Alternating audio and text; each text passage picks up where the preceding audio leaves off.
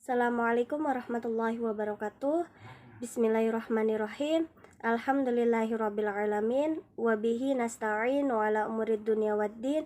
Wassalatu wassalamu ala asrafil anbiya wal mursalin Sayyidina wa maulana Muhammadin wa ala alihi wa sahbihi ajma'in, amma ba'd. Kepada yang terhormat Bapak Bambang Setiawan selaku dosen mata kuliah BK Pendidikan dan teman-teman BKI 5F yang saya banggakan. Perkenalkan, kami dari kelompok 3 ingin mempresentasikan hasil diskusi kami yang bertemakan prinsip, asumsi, dan pendekatan BK perkembangan. Saya, Indah Nurul Ramadika, di sini selaku moderator dan pemateri 3, didampingi oleh teman-teman saya, Nova Anggraini sebagai pemateri 1, Ilham Atola Lutfi sebagai pemateri 2, Ade Widianto sebagai pemateri 4, dan Nurlailiyah sebagai pemateri 5. Sebelum kita memulai presentasi pada malam hari ini, alangkah baiknya kita mengucapkan basmalah bersama-sama.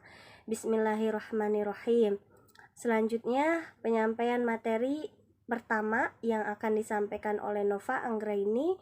Kepadanya saya persilahkan. Ya, baik. Terima kasih kepada Saudari Indah selaku moderator. Langsung saja kita masuk ke bab 2, yaitu pembahasan. Yang A itu ada prinsip-prinsip bimbingan dan konseling perkembangan. Bisa teman-teman lihat pada slide 2 itu ada 5 poin yang sudah kita rangkum dalam PowerPoint. Yang pertama ada bimbingan dan konseling difokuskan pada belajar peserta didik. Konselor dalam melaksanakan tugasnya didasarkan pada kurikulum yang direncanakan dan diorganisasikan dalam rangka mengembangkan kognitif, afektif, dan fisik peserta didik. Kurikulum tersebut tekanan khususnya adalah pelajar tentang manusia atau human learning dan pelajar manusia atau human learner. Secara operasional, hal ini berarti bahwa konselor merupakan anggota dari suatu tim yang meliputi orang tua, guru, administrator, dan spesialis. Tugas mereka adalah memanfaatkan pengetahuan dan keterampilan yang membantu peserta didik belajar, seperti belajar tentang bagaimana menghadapi kesulitan dan juga membantu peserta didik dalam belajarnya yang direncanakan dan diorganisasikan dalam rangka mengembangkan kognitif, afektif, dan fisik peserta didik. Kurikulum tersebut tekanan khususnya adalah belajar tentang manusia human learning dan pelajar manusia human learner. Secara operasional, hal ini berarti bahwa konselor merupakan anggota dari suatu tim yang meliputi orang tua, guru, administrator, dan spesialis. Tugas mereka adalah memanfaatkan pengetahuan dan keterampilan yang menghadapi kesulitan untuk membantu peserta didik tentunya. Belajar seperti belajar tentang bagaimana menghadapi kesulitan dan juga membantu peserta didik yang belajarnya lambat atau slow learner. Dalam proses belajar ini, peserta didik harus dilibatkan di semua titik mengenai peran konselor dalam proses pembelajaran ini. Yang kedua yaitu ada bimbingan direncanakan dan diorganisasikan dengan baik. Tujuannya yaitu yang diorientasikan untuk membantu peserta didik dalam mencapai perkembangan yang normal, baik menyangkut aspek kognitif, afektif, maupun fisik. Yang kedua, program kegiatan disajikan secara sistematis dan dirancang untuk mengembangkan titik 2 harga diri, motivasi untuk berprestasi, pengambilan keputusan, merancang tujuan, merumuskan perencanaan, keterampilan berkomunikasi, hubungan antara pribadi yang efektif, keterampilan berkomunikasi, efektivitas hubungan lintas budaya, dan tingkah laku yang bertanggung jawab. Lalu, poin ketiga yaitu bimbingan difokuskan untuk mendorong keberanian peserta didik. Cara yang dapat kita tempuh yaitu yang pertama bisa memberikan penilaian kepada peserta didik sebagaimana adanya. Yang kedua dengan tunjukkan sesuatu keyakinan dalam diri peserta didik yang memungkinkan dia mempunyai keyakinan dalam dirinya sendiri. Yang ketiga, berilah keyakinan akan kemampuannya sendiri. Yang keempat, tumbuhkan kepercayaan atau sikap respek terhadap diri sendiri. Yang kelima, penghargaan terhadap usaha-usahanya. Mungkin itu saja materi yang saya sampaikan. Saya kembalikan kepada moderator. Terima kasih. Terima kasih saya hanturkan kepada Saudari Nova Anggraini yang telah menyampaikan materi pada malam hari ini. Selanjutnya, penyampaian materi 2 yang akan disampaikan oleh Ilham Athola Lutfi. Kepadanya saya persilahkan. Konselor memahami bahwa anak sedang berada dalam proses menjadi baik pertumbuhan fisik maupun perkembangan psikisnya. Akan mengalami berbagai perubahan sampai mereka menjadi dewasa. Oleh karena itu, konselor merancang dan mengevakuasi berbagai kegiatan yang bermakna bagi anak. Dalam hal ini, konselor tidak seharusnya mengharapkan bahwa perubahan itu akan diperoleh anak setelah 1 kali atau bahkan 10 kali pertemuan konseling. Yang sebaiknya dilakukan oleh konselor adalah bagaimana dia mengkonsentrasikan diri terhadap kemajuan program kegiatan yang telah dilakukan, daripada memikirkan tentang bagaimana perubahan itu terjadi pada diri anak sebagai hasil konseling. Bimbingan dan konseling dalam tingkat ini betul-betul merupakan suatu proses, bukan hanya suatu kegiatan. Dan ada juga bimbingan perkembangan bersifat lentur atau fleksibel. Agar hasil efektif, maka bimbingan harus bersifat lentur dalam membantu anak yang beragam dan direncanakan sedemikian rupa. Jangan sampai konselor melakukan layanan secara serampang. Konselor harus mampu memilih aktivitas atau pendekatan layanan secara tepat. Dalam arti konselor baiknya dilakukan oleh konselor adalah bagaimana dia mengkonsentrasikan diri terhadap kemajuan program kegiatan yang telah dilakukan, daripada memikirkan tentang bagaimana perubahan itu terjadi pada diri anak sebagai hasil konseling. Bimbingan dan konseling dalam tingkat ini betul-betul merupakan suatu proses, bukan hanya suatu kegiatan. Dan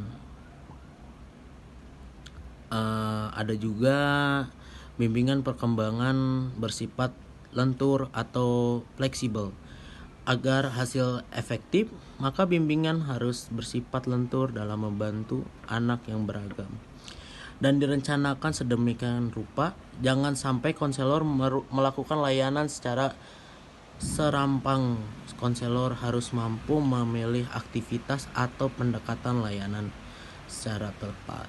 Dalam arti konselor itu harus fleksibel dalam menerapkan layanan, karena mungkin layanan tertentu tepat untuk usia atau kondisi tertentu, tetapi tidak tepat bagi usia atau kondisi yang lainnya. Konselor dituntut untuk merancang tujuan bagi perkembangan khusus setiap tahap usia anak, dan praktek bimbingan harus mengikuti tujuan-tujuan tersebut. Dalam hal ini konselor harus bersifat proaktif. Terima kasih saya hanturkan kepada Saudara Ilham Athola Lutfi. Selanjutnya penyampaian materi 3 oleh saya sendiri. Di sini saya akan sedikit menjelaskan tentang asumsi, bimbingan, dan konseling. Apa sih arti asumsi itu sendiri? Asumsi adalah premis yang menjadi rujukan bagi pengembangan program. Asumsi ini terkait dengan peserta didik atau konseli, program, staf pelaksana program. Menurut Blosser, asumsi dasar bimbingan perkembangan, yaitu perkembangan individu, akan berlangsung dalam interaksi yang sehat antara individu dalam lingkungannya. Asumsi ini membawa 2 implikasi pokok bagi pelaksana bimbingan di sekolah. Perkembangan dan interaksi merupakan 2 implikasi pokok bagi pelaksanaan bimbingan dan konseling di sekolah. Ada 3 macam asumsi. Yang pertama, asumsi tentang peserta didik, asumsi tentang program, dan yang terakhir, asumsi tentang staf. Program bimbingan dan konseling membantu peserta didik dalam mengembangkan individualitas dirinya, berhubungan secara efektif dengan orang lain dan kemampuan mengelola kehidupannya.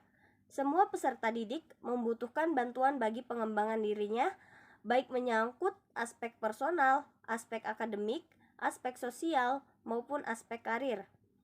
Semua peserta didik, orang tua, guru, dan pengguna program lainnya memiliki akses yang sama terhadap penerapan layanan program. Pengembangan, pencegahan, remedial atau krisis, atau karakteristik personal seperti gender, ras, suku, latar belakang budaya, orientasi, seksual, disabilitas, status sosial ekonomi, tingkat kemampuan belajar, atau bahasa. Mungkin itu saja materi yang saya sampaikan, kurang lebihnya saya mohon maaf. Terima kasih. Lanjut, penyampaian materi 4 yang akan disampaikan oleh Saudara Ade Widianto. Kepadanya saya persilahkan. 2. Asumsi program. Program bimbingan dan konseling yang akuntabel memberikan keseimbangan aktivitas dan layanan yang tepat sebagai salah satu komponen terpadu dari program pendidikan secara keseluruhan, direncanakan, dirancang, diimplementasikan, dan dievaluasi secara sistematik. B. Program yang dirancang mengandung 4 komponen sistem penyampaian layanan. C. Kondisi yang diperlukan agar implementasi program berjalan secara efektif adalah yang pertama, iklim kerja positif. Yang kedua, hubungan interpersonal yang nyaman antar staf sekolah. Yang ketiga, komitmen staf administrasi untuk mendukung keberhasilan program. Dan yang terakhir atau yang keempat, sedianya dukungan biaya dan fasilitas. D. Program akan terselenggara secara efektif apabila didukung oleh iklim hubungan interpersonal yang sehat dan dukungan kebijakan yang memadai. E. Program yang dirancang melayani semua peserta didik. F. Memberikan bimbingan adalah tanggung jawab semua staf sekolah. G. Tujuan utama program bimbingan dan konseling adalah membantu peserta didik agar meraih sukses akademik. H. Cukup waktu dan kesempatan dalam merencanakan, melaksanakan, dan mengevaluasi program. I. Rasio konselor atau peserta didik memadai. J. Tersedia fasilitas yang mudah diakses peserta didik. Yang ketiga adalah asumsi tentang staf. Asumsi yang pertama adalah konselor profesional memiliki posisi sangat penting di sekolah. B. Konselor menghabiskan sebagian besar waktunya untuk melayani peserta didik. Dan yang ketiga, konselor memiliki latihan khusus yang diperlukan untuk melaksanakan tugasnya. Yang keempat, konselor memiliki kompetensi dalam bimbingan dan konseling. Yang kelima, konselor menaati kode etik organisasi. Yang keenam, konselor memiliki kesempatan mengikuti service training. Yang ketujuh, semua staf sekolah memiliki tanggung jawab untuk mencapai tujuan bimbingan dan konseling. Yang kedelapan, semua staf sekolah memiliki peran dan tugas yang jelas dalam melaksanakan program bimbingan dan konseling. Yang kesembilan, hubungan program menandai dengan sikap respect, kolaborasi, dan kooperasi. Yang kesepuluh atau yang terakhir ialah staf administrasi sekolah menjaga integritas profesional konselor. Terima kasih saya hanturkan kepada Saudara Ade Widianto. Selanjutnya penyampaian terakhir yang akan disampaikan oleh Nur Lailiah. Kepadanya saya persilahkan. Terima kasih moderator saya haturkan.